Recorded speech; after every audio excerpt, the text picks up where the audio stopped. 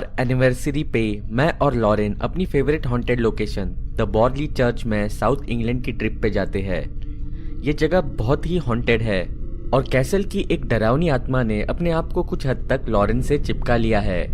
इस चर्च में पहली बार जाने के बाद लॉरेन को एक नन दिखना शुरू हो गई। वो उसे हमारे घर में भी दिखती थी। पर इससे पहले मैं इस जगह जाने की पूरी घटना बताऊं, मैं आपको इस जगह की पहले की कहानी बताता हूँ। बॉर्ली चर्च बॉर्ली एसेक्स इलाके का पुराना चर्च है। इस चर्च की हिस्ट्री 11वीं सेंचुरी तक जाती है। तब से ही बॉर्ली चर्च की कहानी मशहूर है।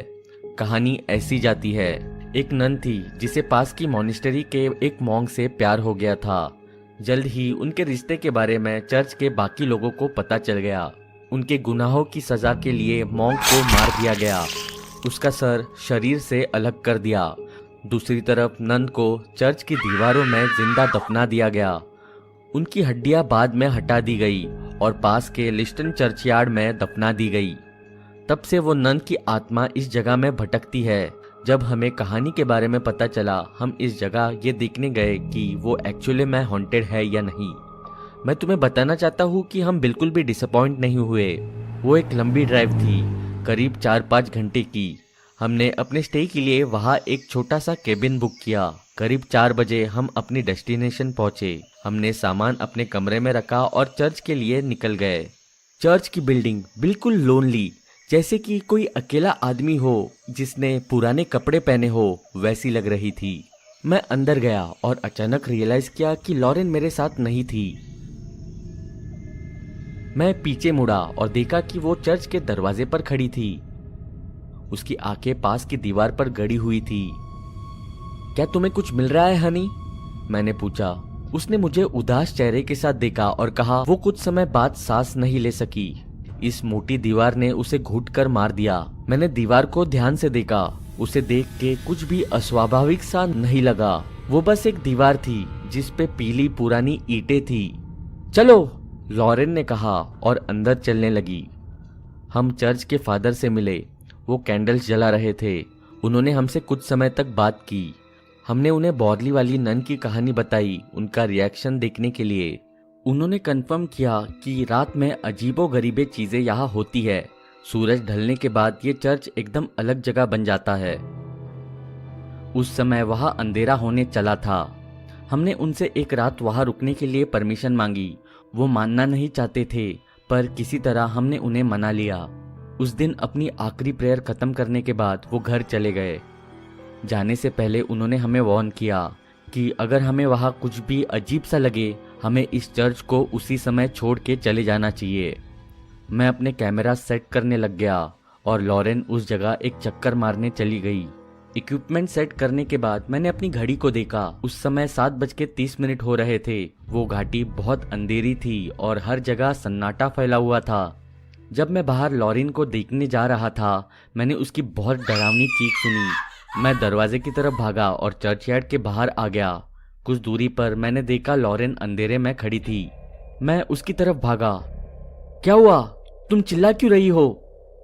वहां देखो, लॉरेन ने पास के खाली मैदान की तरफ पॉइंट आउट किया। पहले मुझे कुछ भी नहीं दिखा, सिर्फ फॉग और अंधेरा। यार्ड के एंड में एक स्ट्रीट लाइट लगी हुई थी जो बहुत कम रोशनी दे रही थी। मैंने नोटिस किया कि लैंप के पास की झाड़ी अजीब तरह से हिल रही थी, पर मैं फिर भी कुछ देख नहीं सका। वहां कुछ नहीं है। तुम्हें क्या दिखा? नहीं, देखो। क्या तुम्हें वहां कोई खड़ा नहीं दिख रहा? मैं फिर से झाड़ियों की तरफ देखने लगा और इस समय मेरे रोंगटे खड़े हो गए। मैंने जो देखा उससे मेरी रीढ़ कांपने लगी। एक आदमी उस झाड़ी के पीछे खड़ा था। उसने काली रोब पहनी हुई थी, ठीक एक क्रिश्चियन मॉन्क की तरह। उसके सर पर पड़े हुड की वजह से उसका चेहरा देखना नामुमकिन हो रहा था। वो आदमी एक खंबे की तरह खड़ा था। उसकी बॉडी के हाव भाव देख के मैं बता सकता हूँ कि वो हमें ही घूर रहा था। पहले मैंने सोचा कि कोई हमें डराने की कोशिश कर रहा है, क्योंकि ऐसा बहुत लोग डराने की कोशिश करते हैं, फिर उसे सुपरनेशनल का नाम दे देते हैं। हे, तुम्हें क्या लगता है? तुम क्या कर रहे हो? हमें डराने की कोशिश मत करो। मैंने उस आदमी को वार्न करने के लिए कुछ कदम आगे बढ़ाए, पर लॉरेन पीछे से चिल्लाई और बोली, नहीं एड, वो इंसान नहीं है। जैसे ही उसने ये बोला, मैं वही का वही जम गया। वो आदमी फिर स्ट्रीट लैम्प की तरफ चलने लगा और उसके नीचे खड़ा हो गया। फिर उसने अपना हाथ उठाया और हुड हटा दिया। फिर मैंने जो देखा उसे मैं कभी नहीं भूल सकता। उस आदमी ने अपना हुड निकाला और उसका कोई सर नहीं था। हाँ, उसका सर निकला हुआ था। मुझे लाल मांस और सफेद हड्डियां उस कटी हुई गर्दन से निकलती दिख रही थी। वो वही सर कटा मॉन्क था। मैं पीछे मुड़ा और लॉरेन का हाथ पकड़ लिया। हम दोनों चर्च की तरफ भागने लगे। वहाँ का मौसम एकदम ठंडा सा हो गया था। किसी तरह हम चर्च के अंदर पहुंचे और जोर से दरवाज़ा बंद कर दिया। हम दोनों डर के मारे हाफ रहे थे। मैं लॉरेन से पूछने ही वाला था कि वो ठीक फील कर रही है या नहीं, पर मैंने उसका चेहरा पीला पड़ते देखा। लॉरेन, क्या? हे भगवान, हम उनके जाल में फंस गए हैं। एड, क्या? तुम कौन से ट्रैप की बात कर रही हो? याद है चर्च के फादर ने कहा था कि हमें कुछ अजीब सा दिखे तो हमें इस चर्च में से बाहर निकलना चाहिए। मैंने तुरंत दरवाजे का लॉक पकड़ा और खोलने की कोशिश करने लगा। मैं उस पर अपनी पूरी ताकत लगा रहा था, बट लॉक जाम था। वो खुल नहीं रहा था और मैंने देखा कि डरावनी आत्माओं ने हमें यहाँ कैद कर दिया है। अचानक चर्च के अंदर का तापमान एकदम गिरने लगा। मेरा कैमरा रैंडम पिक्चर्स खींचने लगा। मुझे पता था कि वहाँ सिर्फ लॉरेन और मैं नहीं थे। चर्च की घंटी 3 बार बजी। मुझे पता था वहाँ रात को कोई नहीं रहता।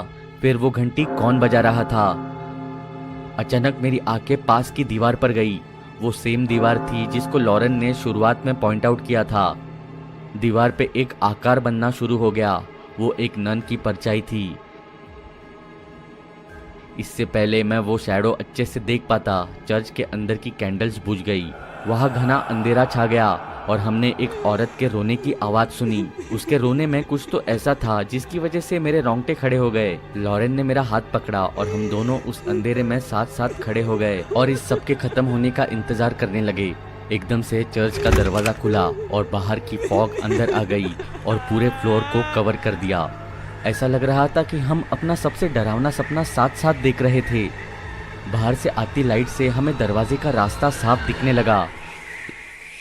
उस समय लॉरेन ने मेरे कानों में कहा, वो आ गई। मैंने देखा कि एक नन अपनी पीठ दिखाते हुए दरवाजे पर खड़ी थी। उसने अपने हाथों में एक क्रॉस पकड़ा हुआ था। उसकी काली ड्रेस उस रात की तरह काली थी। सब कैंडल्स अपने आप फिर जल गए और इन लाइट्स के जलते ही उसने अपना चेहरा हमारी तरफ मोड़ा। मैंने ऐसा डरावना चेहरा अपनी जिंदगी में कभी नहीं देखा था। उसकी निर्दय आंखें गुस्से से भरी हुई थी। उसके मुंह से खून बह रहा था और वो हमारी तरफ बहुत नफरत से देख रही थी। ऐसे लग रहा था कि वो इस धरती पर जितने भी जिंदा लोग हैं उन्हें मारना चाहती थी। वो फिर मेरी आंखों में देखते हुए मुस्कुराई। उसकी स्माइल बहुत बड़ी थी और फिर वो हवा में ही गायब हो गई। लॉरेन और मैं अगली सुबह वहाँ से निकल गए, पर रास्ते में मैंने लॉरेन से पूछा कि अगर उस नन की आत्मा ने उससे बात करने की कोशिश की तो उसने जवाब दिया, ये अभी बस शुरुआत है एड। वो जब हमारी तरफ देख के मुस्कुराई थी, मैंने उसे बोलते सुना, मैं तुम्हें फिर मिलूंगी।